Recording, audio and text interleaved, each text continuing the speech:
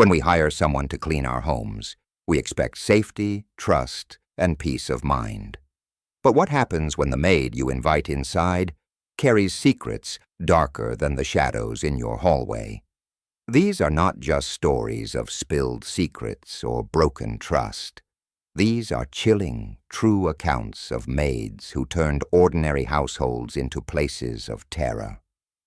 From unsettling obsessions to sinister discoveries, each tale will make you think twice before leaving your home in the hands of a stranger. And if you crave more spine-chilling true horror stories like these, make sure to subscribe to Bleeding Walls, your safe haven for the most terrifying real-life tales you should never watch alone. 1. The Silent Maid. When Amanda first hired Rosa, she thought she had found the perfect maid. Rosa was quiet, efficient, and never once complained. She came recommended by a friend of a friend, and though Amanda didn't know much about her background, she figured the arrangement was safe enough. After all, Amanda was a busy professional living alone in Dallas, working long hours, and her townhouse had been in desperate need of upkeep. A silent, dependable maid seemed like the answer to her prayers. At first, everything went smoothly. Rosa would arrive twice a week in the morning, work through the house without needing direction, and vanish before Amanda came home from the office. The place gleamed, the laundry was folded neatly, and even the groceries seemed to restock themselves. Amanda almost joked to herself that Rosa was too good to be true, but Amanda never actually saw her. Payments were handled through cash envelopes left on the counter, and Rosa always disappeared before Amanda returned. Weeks passed this way until Amanda's schedule shifted, and she unexpectedly came home early one evening. Unlocking her front door, she was startled to hear the faint sound of humming drifting from upstairs. She called out, but no one answered. Carefully climbing the staircase, she found Rosa in her bedroom, not cleaning, but standing perfectly still in front of the mirror. Amanda froze. Rosa's eyes were unfocused, her expression blank, as if she wasn't even aware of where she was. She was holding Amanda's necklace, a delicate silver chain Amanda hadn't worn in years, gently stroking it between her fingers. When Amanda finally cleared her throat, Rosa blinked, seemed to snap back into reality, and muttered an apology in a hushed voice before hurrying downstairs. She left without finishing her chores, leaving Amanda shaken. Amanda told herself it was harmless. Maybe Rosa had just been tired. Maybe she had absent-mindedly picked up the necklace while dusting. But from that day forward, little details around the house began to unsettle her. Her bed, for instance, was always perfectly made, except that sometimes she found the sheets tucked in the exact way she remembered from childhood, the same way her late mother used to do it. It wasn't something Amanda had ever told Rosa. Then there were the photos. Amanda kept a collection of framed pictures in her living room. Vacations, college memories, family portraits. She began to notice that the frames would subtly shift. Sometimes her own face would be smudged with fingerprints. Once, a photo of her and her ex-boyfriend was found lying flat, face down, while every other frame remained standing. Amanda's unease grew when she began waking in the night to strange noises. At first it was faint creaks, the sort that could be blamed on an old house. But soon she started hearing deliberate sounds, the soft patter of footsteps across the hardwood floor, the faint click of a door opening, and once, unmistakably, the sound of a woman humming. Every time she rushed downstairs, the house was empty. One morning, as she prepared to leave for work, Amanda noticed something chilling.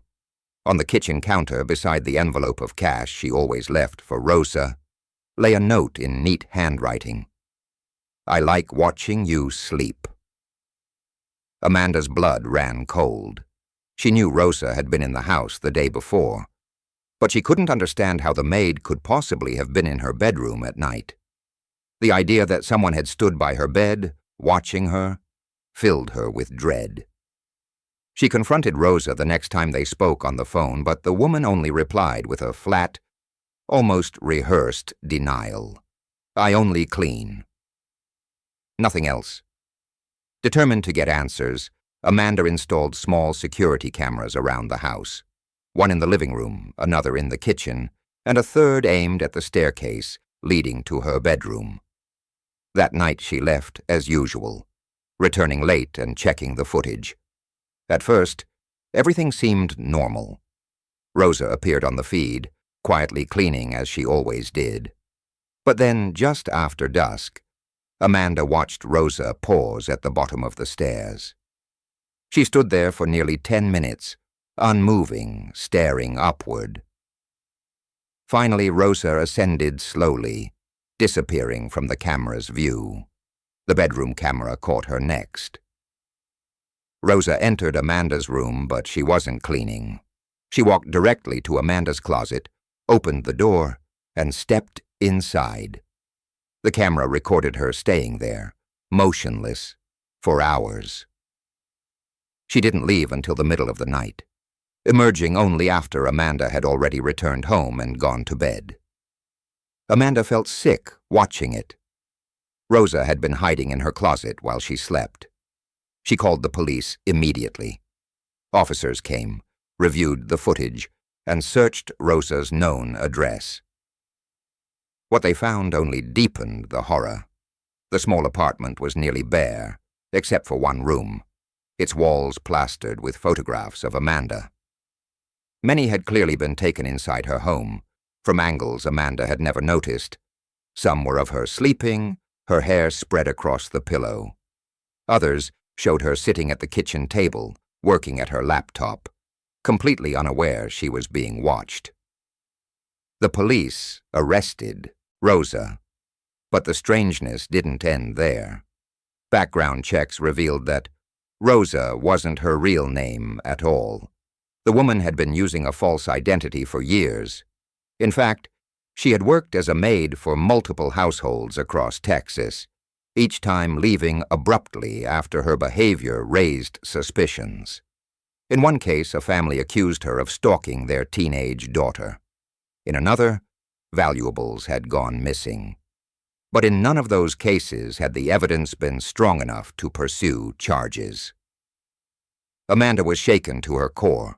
She couldn't bring herself to sleep in her townhouse again. Every shadow looked like a figure in the corner, every creak like footsteps. She sold the house within months, then moved into a secured apartment complex. Even now, years later, she double-checks every lock, every closet, every window before bed. What disturbs her most isn't what Rosa did while she was caught on camera. It's what she might have done on the nights Amanda didn't record. How many times had she stood in the bedroom doorway watching? How many times had she hovered inches from Amanda's face, whispering as she slept? Amanda never got her answers. Rosa refused to explain her obsession, speaking only to say that Amanda looked like someone she lost. To this day, Amanda doesn't know if that's the truth, or if the woman was simply feeding her another lie. But one thing is certain, she will never again let a stranger into her home, because sometimes the person you hire to help you is the one you should fear most. 2. The Maid Who Stayed. When Mark and Julia moved into their new home in San Antonio, everything felt like a fresh start. The house was larger than their previous one, a quiet 2-story with wide windows and a shaded backyard. They were newly married, both working long hours, and decided to hire a live-in maid to help with the chores. That's how they met Elena. Elena was polite, soft-spoken, and seemed almost too eager to please. She was in her late 30s, with sharp features and dark, watchful eyes. She moved into the guest room downstairs, and for a while, everything was perfect. She cooked meals, kept the place spotless, and even doted on their pets. Julia often told friends how lucky they were to have found someone so dependable.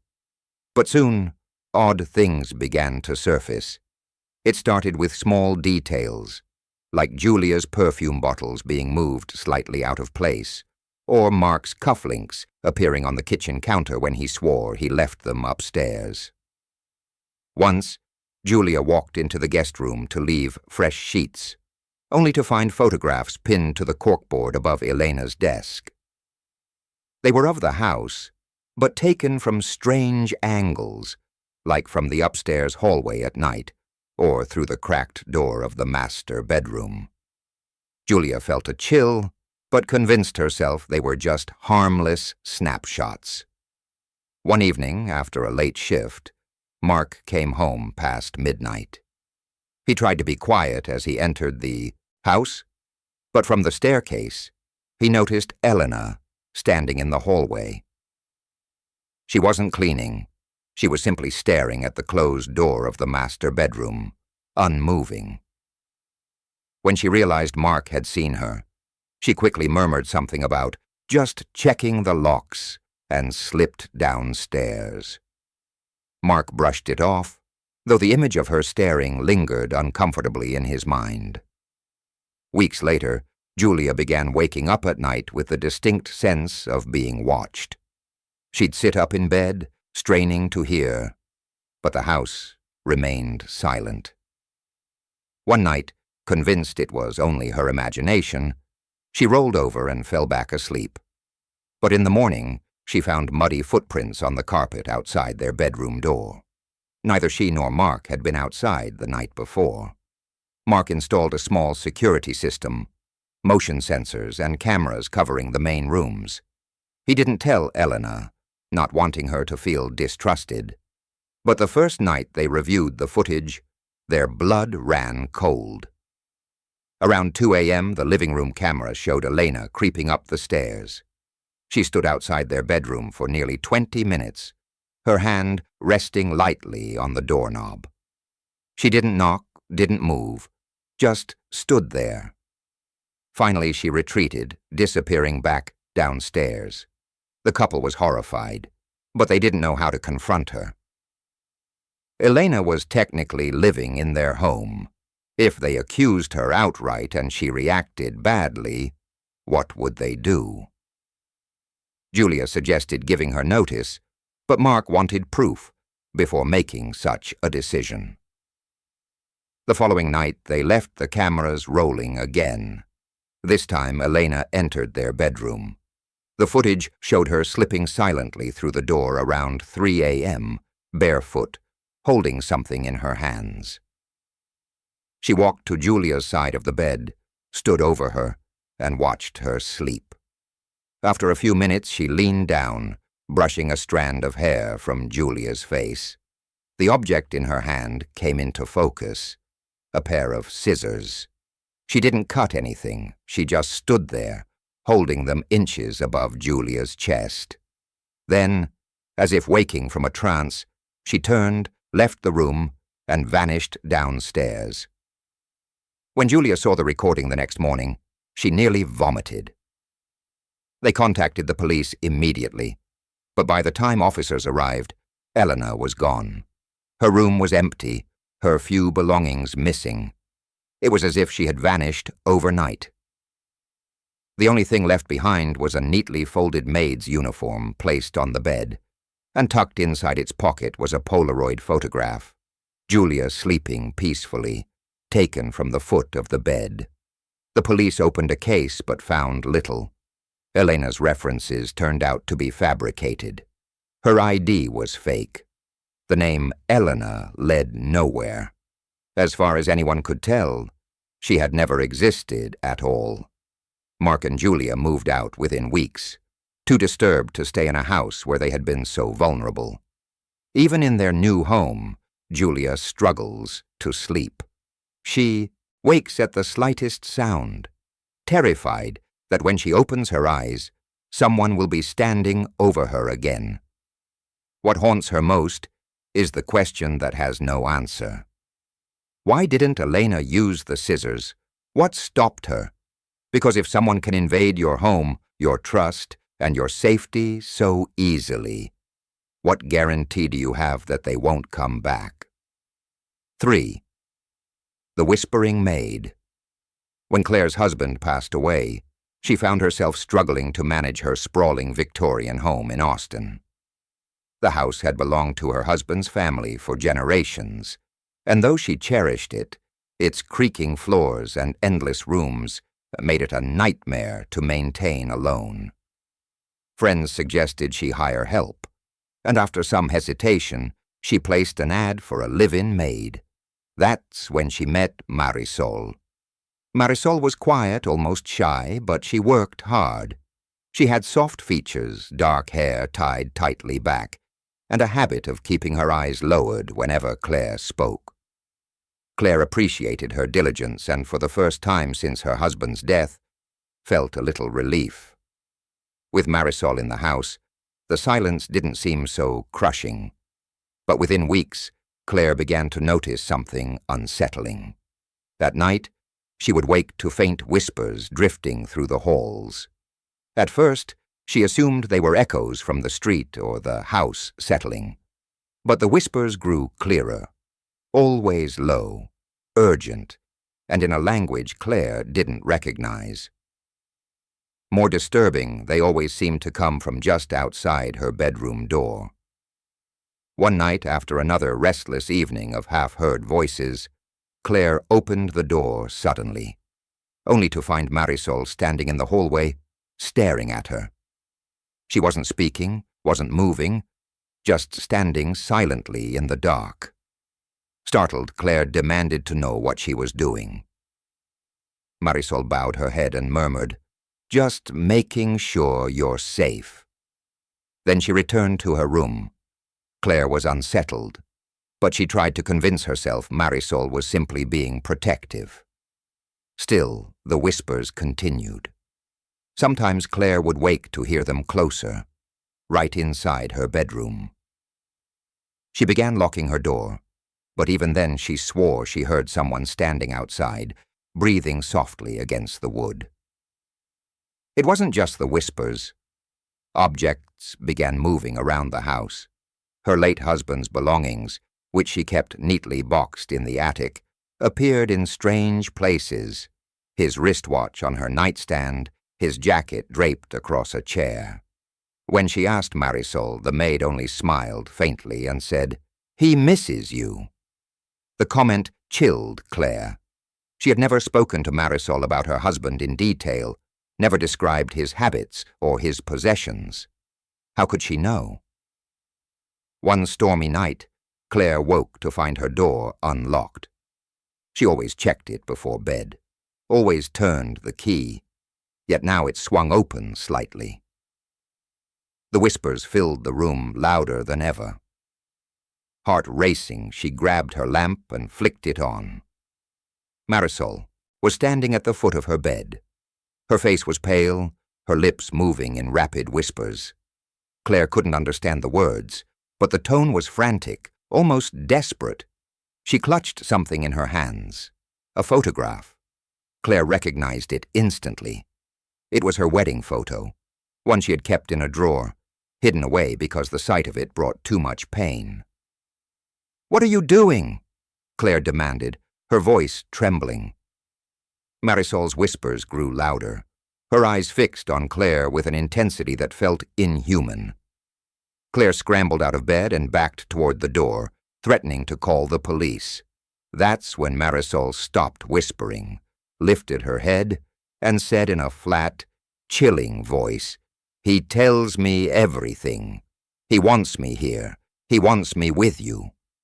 Before Claire could react, a bolt of lightning illuminated the room, and for a split second, she swore she saw another figure standing behind Marisol, a shadowy outline of a man, tall, with familiar broad shoulders, her late husband's build.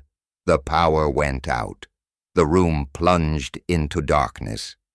Claire fled, sprinting down the stairs and out into the storm. She ran barefoot to a neighbor's house and called the police. When officers searched the home, they found Marisol gone. Her room was empty, but the walls were lined with scraps of paper. Each page was covered with frantic handwriting, repeating the same phrase over and over. "He is still here. He speaks through me. She must not be alone." Most disturbing of all was a final note pinned to the headboard of Claire's bed. It read, "I am with her when you're asleep. She doesn't need you anymore." Claire never returned to that house. She sold it within months, unable to endure another night in its halls. She moved into a smaller apartment and never hired live-in help again. But sometimes late at night, when the city outside is quiet, she swears she hears the faintest sound of whispering, soft, urgent, and far too close to her ear. 4. The Maid in the Mirror. When Daniel and Melissa bought their first home in Houston, they felt as though their lives were finally coming together. The house was old, but charming. A 2-story with hardwood floors, ornate fixtures, and a massive antique mirror built into the upstairs hallway. Melissa loved that mirror, with its carved wooden frame and cloudy glass, claiming it gave the house character.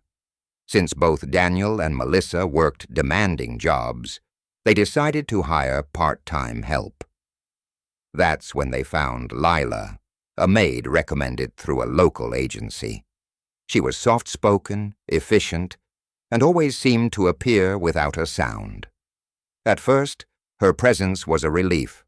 She kept the house spotless, often staying later than asked just to polish the floors or dust the shelves. Melissa appreciated her dedication, though she admitted that sometimes she felt uneasy around her. Lila had a strange habit of staring at the hallway mirror for long stretches of time. One evening, Melissa returned home early and found Lila standing before the mirror, whispering softly. Her reflection looked wrong, delayed, almost out of sync with her movements. When Melissa called her name, Lila snapped her head around, her face pale and startled, as though she had been caught doing something forbidden. She muttered an apology and left quickly. After that, Melissa began to feel unsettled by the mirror itself. At night, when she passed it, she swore she saw movement inside. Not her own reflection, but something else. Sometimes it seemed as though the reflection of the hallway stretched longer than reality, fading into shadows that didn't exist. Daniel dismissed her worries until one night, when he woke to find Melissa staring at the mirror from their bedroom doorway. He asked what she was doing, but she turned to him in confusion. She had been asleep beside him the entire time. The following week, things grew worse. Melissa noticed items in the house being rearranged in ways she hadn't touched. Family photos were turned backward, books placed upside down, doors left open. One morning, she found words scrawled in the condensation on the bathroom mirror. "She sees you." Terrified, she accused Lila of playing some kind of sick joke, but Lila's response chilled her even more. She simply smiled faintly and whispered, "It's not me." It's her Melissa demanded to know who she was talking about, but Lila wouldn't answer. Instead, she began cleaning furiously, avoiding eye contact, muttering prayers under her breath. One night, Daniel set up a camera in the hallway, pointed directly at the antique mirror. What they saw the next morning nearly made them leave the house for good. The footage showed Lila arriving in the night, hours after she was supposed to have left. She didn't use the door. She simply appeared in the hallway frame as though she had stepped out of the mirror itself. For over an hour, she stood in front of it, swaying, whispering, her hands pressed against the glass. And then her reflection began to move on its own. The recording showed her reflection smiling when she wasn't, raising its hands when hers were still. At one point, the reflection stepped closer to the glass until its face filled the frame. Its mouth moved silently, but when they turned up the audio, they heard a voice layered over the static. "Let me in." When they confronted Lila the next day, she broke down in tears. She confessed that the mirror was the reason she had applied for the job. She claimed she had seen it years ago, when the house had belonged to another family, and had felt drawn to it ever since. The woman in the mirror, she said, was not a reflection, but a presence, something trapped inside. "She wants to come out," Lila whispered, "and she wants Melissa." Horrified, Daniel ordered Lila to leave immediately. But that night, Melissa woke to find the mirror glowing faintly in the darkness. Drawn against her will, she walked into the hallway, unable to resist. Daniel woke just in time to see her standing inches from the glass, her reflection smiling wickedly while Melissa's own face remained frozen in fear. He yanked her away, slamming a sheet over the mirror. The next morning, they packed their things and left the house. When they returned with movers a week later, the mirror was gone. The agency that had provided Lila claimed no record of her employment. No address, no phone number, nothing. It was as though she had never existed. Melissa and Daniel never found out what the mirror really was, or where it ended up. But Melissa admits that sometimes, when she passes a mirror at night, she avoids looking too closely. Because once, just once, she swears she saw a reflection smile at her. Long after she'd stopped smiling. 5. The maid who knew too much. When Olivia accepted a job transfer to Fort Worth, she thought renting a house instead of an apartment would give her more peace. She found a charming rental in a quiet neighborhood, an older home but spacious, with a cozy garden and a wraparound porch. Because her workload was heavy and she traveled often, she decided to hire a maid to come in 3 times a week. That's how she met Teresa. Teresa was older, in her 50s, with silver-streaked hair and a calm, motherly demeanor. She seemed kind, dependable, and professional. Olivia felt an immediate sense of comfort with her. Within days, Teresa had memorized Olivia's schedule, keeping the house spotless while staying out of her way. But soon Teresa seemed to know things she shouldn't. One afternoon, Olivia mentioned in passing that she was craving lasagna. The next day, she came home to find a freshly baked lasagna waiting on the counter, though she had never given Teresa permission to use her kitchen that way. When Olivia asked how she knew, Teresa only smiled and said, "I listen." Another time, Olivia came home after a stressful meeting. She hadn't spoken to anyone about it, hadn't even taken a phone call. Yet Teresa greeted her with, "It didn't go the way you hoped, did it?" The words made Olivia's skin prickle. The strangest moment came when Olivia misplaced her late grandmother's locket. She had torn the house apart, searching for it, nearly in tears. Teresa calmly walked into the bedroom, reached under Olivia's pillow, and pulled it out. Olivia swore she had already checked there. Teresa only handed it over, whispering, "Some things find their way back when you're ready." Olivia began to feel watched. Sometimes she'd catch Teresa staring at her with an expression that wasn't unkind, but far too knowing. It was the way someone might look at a child about to make a mistake. Once, Olivia woke from a nap on the couch and found Teresa standing in the doorway, silently watching her sleep. "Why are you in here?" Olivia asked, her heart pounding. "I was making sure you were breathing," Teresa replied softly. That night, Olivia locked her bedroom door for the first time. As the weeks went by, Olivia grew convinced Teresa was going through her belongings. Books she hadn't touched in years were moved to different shelves. Old letters she'd tucked away were suddenly left open on her desk. Even her diary, which she kept hidden in a locked drawer, seemed tampered with. One entry had a line written at the bottom in handwriting that wasn't hers. "You don't have to hide from me." Terrified, Olivia installed a small camera in the living room. What she saw made her blood run cold. The footage showed Teresa walking calmly through the house at night, hours after Olivia had gone to bed. She moved with ease in the darkness, as if she knew every creak of the floorboards. She didn't clean. She simply wandered, touching Olivia's things, pausing to sit in her favorite chair, leafing through her photo albums. At one point, she stopped outside Olivia's bedroom door and pressed her ear against it, listening for nearly 20 minutes before finally walking away. Olivia confronted her the next morning, shaking with fear. Teresa didn't deny it.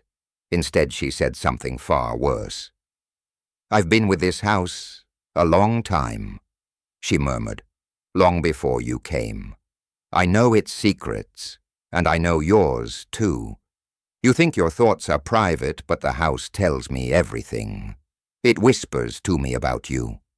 Olivia fired her on the spot and demanded she leave. Teresa didn't argue.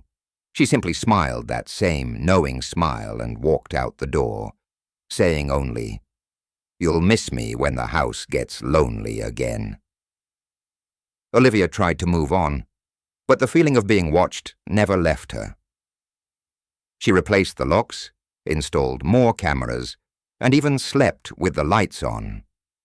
But the real horror came weeks later, when she returned from a business trip to find a casserole cooling on the counter. The kitchen had been cleaned, the laundry folded, and a note left on the table. It read, "You can't keep me out. I'll always know what you need." The police found no sign of forced entry, no fingerprints, no trace that anyone had been there at all. Olivia moved out within the month, abandoning the lease and leaving most of her furniture behind. She has never seen Teresa again, but she swears that sometimes in the quiet of a new place, she hears a faint voice just behind her shoulder whispering, "I know." 6. The Maid in the Basement. When Ethan and Rachel bought their fixer-upper in a Dallas suburb, they knew the house came with problems: peeling wallpaper, leaky pipes, and an unfinished basement that smelled of mildew. Still, it was affordable, and they planned to restore it together. But with demanding jobs and 2 small kids, the renovations quickly became overwhelming. That's when Rachel suggested hiring a maid to help with the housework so they could focus on repairs. They found Carmen through a small local listing. She was middle-aged, polite, and seemed eager for work. Unlike other maids they'd interviewed, she didn't ask many questions and agreed to come 3 times a week. The arrangement felt almost too easy. Carmen worked quietly, rarely speaking unless spoken to. She moved gracefully through the house, never missing a detail. Rachel was impressed, until she noticed that Carmen spent a lot of time in the basement. At first, it didn't seem strange. The basement needed cleaning like the rest of the house, and they'd told Carmen she could tidy it if she wanted. But hours later, when Rachel would check, Carmen was still down there, standing motionless in the shadows. When asked what she was doing, she'd simply reply, "Organizing." Yet nothing ever looked different. One evening, Ethan came home late and heard soft humming from below. Curious, he went down to the basement, expecting to find Carmen still cleaning. Instead, he found her sitting on the concrete floor in total darkness, her back to him. She was humming a low, haunting tune, and in front of her was a circle of small objects: buttons, coins, fragments of broken toys, all things Ethan didn't remember owning. When he asked what she was doing, Carmen turned slowly, her face pale, and said, "The house gives me these. They belong down here." Unnerved, Ethan told Rachel, but she brushed it off as eccentric behavior. That changed when the children began complaining. Their daughter said she heard someone whispering from the basement at night, calling her name. Their son claimed he saw a woman with no face standing at the bottom of the stairs. Rachel tried to reassure them, but she couldn't ignore the fact that she too had begun hearing noises from below. Scraping, tapping, and sometimes the sound of footsteps, pacing when no one was supposed to be down there. One Saturday morning, while cleaning the kitchen, Rachel discovered muddy footprints leading from the basement to the refrigerator. The prints were small, child-sized. When she asked Carmen about them, the maid replied calmly, "The children downstairs get hungry." Rachel froze. "What children?" Carmen simply smiled and went back to scrubbing the counter. That night, Ethan set up a camera aimed at the basement door. The following day, they reviewed the footage, and what they saw turned their blood to ice. Around 2 a.m., the basement door opened slowly on its own. Carmen emerged, carrying a tray of food. She walked silently to the living room, placed the tray on the floor, and whispered, "Eat." Moments later, the footage showed movement, small, pale hands reaching up from the shadows to take the food. The children had never left their beds. Terrified, Ethan confronted Carmen and demanded answers. She looked at him with wide, unblinking eyes and whispered, "They've been here long before you. I only take care of them. If you don't, they'll take care of you instead." They fired her immediately and changed the locks. But the basement seemed different afterward, colder, heavier, as though something lingered. The children refused to go near it, crying whenever the door creaked open. 2 weeks later, they discovered Carmen had left something behind. In the corner of the basement sat a bundle wrapped in cloth. Inside were dozens of small items, old toys, cracked teacups, faded photographs of children they didn't recognize. At the bottom of the bundle was a note written in shaky handwriting, "Keep feeding them, or they'll feed on you." That same night, Rachel woke to the sound of footsteps coming up from the basement. When she opened the door, no one was there. But the tray of food she had nervously left out earlier was gone. They sold the house within months, unable to bear the basement any longer. The new owners didn't keep in touch. But sometimes when Rachel lies awake in her new home, she swears she can still hear faint humming beneath the floorboards, the same haunting tune Carmen used to sing. 7. The Maid. Upstairs. When Noah inherited his grandmother's old farmhouse outside Waco, he thought it would be the perfect escape from city life. The house was large, creaky, and isolated, but it carried memories of his childhood summers. With plans to restore it, he hired part-time help, a maid named Anna, recommended by a neighbor who swore by her reliability. Anna was in her 40s, tall and thin, with a quiet intensity about her. She worked methodically, often singing old hymns under her breath as she dusted and swept. At first, Noah was grateful for her presence. Living alone in such a big, lonely house felt less overwhelming with someone else moving quietly in the background. But from the start, Anna seemed unusually drawn to the upstairs rooms. The farmhouse had an unused second floor, 2 bedrooms that hadn't been touched in years. Noah never went up there as the doors were warped and the floorboards unstable. Yet whenever Anna came, he noticed the faint sound of her footsteps above, slow and deliberate. When he asked why she was up there, Anna only said, "The rooms don't like being forgotten." At first, Noah laughed it off, assuming it was just superstition. But soon strange things began happening. He'd wake at night to the sound of footsteps moving across the ceiling directly above his bed. Sometimes he swore he heard a door creak open, followed by a low, hushed voice that sounded almost like a lullaby. The first time he went upstairs to check, the rooms were empty, except that the dust on the floor showed fresh footprints leading from one bedroom to the other. Days later, Noah came home early to find Anna standing in one of those upstairs rooms. The walls were bare, the window cracked, but Anna stood perfectly still, facing the corner. She was whispering softly as though speaking to someone. When Noah cleared his throat, she jumped and turned, her eyes wide. "They get lonely," she said simply, and brushed past him to go back downstairs. That night Noah couldn't sleep. Around 2 a.m., he heard the lullaby again, drifting faintly from upstairs. He grabbed a flashlight and forced himself up the stairs. When he reached the far room, he froze. Anna was there again, only this time she wasn't alone. In the dim beam of the flashlight, Noah saw what looked like a small figure sitting on the floor beside her. It was child-sized, hunched, and horribly pale. Before he could process what he was seeing, Anna turned sharply and hissed, "You're scaring her!" The figure vanished into the shadows.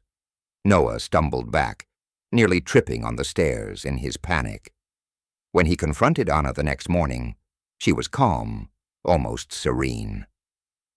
"This was her house first," she explained. "She died here, long before you." "I'm just keeping her company, who?" Noah demanded. "The little girl upstairs," Anna replied, her voice softening. "She doesn't like being alone. Your grandmother knew that. That's why she never let anyone stay up there." Chills ran down Noah's spine. His grandmother had never mentioned anything about the upstairs rooms, but he remembered how she always locked the doors and warned him not to play up there as a child. He had thought it was because of the rotting floors. Now he wasn't so sure. Determined to get rid of Anna, he told her not to come back. She didn't argue. Instead, she only said, "If I go, she'll come looking for you instead." That night, Noah lay awake, listening. At 3 a.m., the footsteps started again, slow and dragging across the ceiling. He heard the soft creak of a door opening upstairs, followed by the sound of something small and barefoot walking down the hallway. His bedroom door rattled once, then slowly opened. In the faint light from the hallway, he saw her. A little girl, no more than 7, with tangled hair and hollow eyes, stood silently in the doorway. She didn't move, didn't blink, just watched him. Then, slowly, she began to hum the same lullaby Anna had been singing. Noah screamed, grabbing his phone to turn on the flashlight. The beam illuminated nothing. The doorway was empty. By morning, he had packed his bags and fled the house. He never returned. Later, when he spoke with neighbors, one elderly woman told him something that still makes his stomach turn. Decades earlier, a maid had been hired to care for his grandmother's young sister. The girl had died suddenly in the upstairs bedroom. The maid, racked with guilt, refused to leave and eventually went mad, claiming the child still lingered upstairs. Her name had been Anna. 8. The Maid Who Wouldn't Leave. When Sophia and Miguel relocated to a quiet neighborhood in El Paso, they were relieved to find a home that seemed perfect for raising their young daughter. The house was a little older, but it had charm: arched doorways, a large kitchen, and a sunlit playroom. Since Akfinso, Miguel worked nights, and Sophia was often exhausted from caring for their child. They hired a maid to help manage the housework. Her name was Isabel. She was in her late 20s, with neat dark hair and an almost fragile demeanor. From the very beginning, Isabel worked tirelessly, cleaning corners Sophia had never even noticed. She was polite, soft-spoken, and never once asked for more than the modest wage they offered. Sophia considered her a blessing, but after the first month, Isabel began staying later than agreed. At first, it seemed like dedication. She would insist on finishing laundry, scrubbing the floors, or preparing dinner before leaving. But soon Sophia noticed Isabel lingering after tasks were done, wandering the house in silence. More than once, she found her standing outside the door to her daughter's room, listening. "Is everything all right?" Sophia asked one evening, unsettled. "She's beautiful," Isabel whispered, her eyes fixed on the door. "Like an angel. You must never leave her alone." Though the words were odd, Sophia brushed them off as a strange attempt at kindness. But soon the behavior escalated. Sophia began waking at night to faint creaks in the hallway. Each time, she found Isabel in the house, even though she should have left hours earlier. When confronted, Isabel would smile faintly and say, "I just wanted to make sure you're safe." Miguel grew increasingly uneasy, insisting they let her go. But Sophia hesitated. Despite her strange behavior, Isabel was so helpful, and the thought of managing without her seemed daunting. One evening, however, changed everything. Sophia awoke to the sound of her daughter crying. Rushing into the nursery, she froze. Isabel was standing over the crib, gently stroking the child's hair. Her face was serene, almost trance-like, and she was humming a lullaby Sophia had never heard before. "What are you doing?" Sophia shouted, grabbing her daughter. Isabel blinked, as if waking from a dream. "She called me," she murmured. "She wanted me to hold her." That was the breaking point. The next morning, Miguel told Isabel they no longer required her services. Her reaction was chilling. She didn't cry or argue. She only smiled softly and said, "You can't send me away. I belong here." Miguel raised his voice, insisting she leave immediately. Isabel finally walked out the door without another word. Relief washed over the couple, though unease lingered. That night they locked every door and window. Still, Sophia woke at 2 a.m. to the sound of humming. She sat up, heart racing. It was the same lullaby. Grabbing Miguel, she crept toward the nursery. What they saw made their blood run cold. Isabel was inside the room. She was sitting on the rocking chair, holding their daughter in her arms. The child was asleep, her head resting peacefully against Isabel's shoulder. Isabel rocked slowly, humming, her eyes fixed on Sophia with an expression that was both tender and possessive. "How did you get in here?" Miguel shouted, rushing forward to snatch the baby from her arms. Isabel stood, her face pale but calm. "She needs me," she whispered. "You don't understand. She's mine now." They called the police immediately. Isabel was arrested for trespassing, though she said nothing during questioning. When asked how she had entered the locked house, she only repeated, "I belong there. The house lets me in." The couple replaced the locks, installed an alarm system, and tried to move on. But weeks later, Sophia discovered something terrifying. Hidden under the crib mattress was a small cloth doll, hand-sewn with button eyes and strands of black hair that looked disturbingly real. Pinned to the doll was a note written in Isabel's delicate handwriting, "I'll always be near her. Even if you can't see me." Sophia and Miguel moved within months, unable to shake the fear that Isabel might return. To this day, Sophia avoids hiring any help for the house. She still wakes at night, clutching her daughter close, terrified she'll hear that soft lullaby drifting through the dark once more. 9. The Silent Maid. When Clara moved into her aunt's old Victorian home in Galveston, she thought she'd finally found peace. The house was beautiful, towering ceilings, stained glass windows, and a sweeping staircase that looked like something from a Gothic novel. It was the perfect place for Clara, who worked from home and longed for solitude after years of city chaos.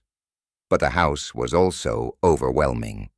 Dust coated every surface, and entire rooms hadn't been touched in decades. So Clara hired a maid.